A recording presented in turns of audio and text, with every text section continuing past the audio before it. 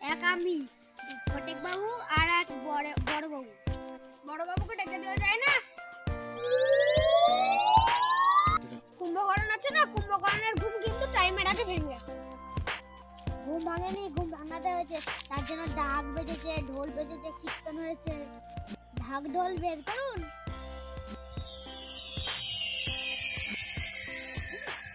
এটা দিয়ে ফটিক বাবুর চায়ের জল গরম হবে না।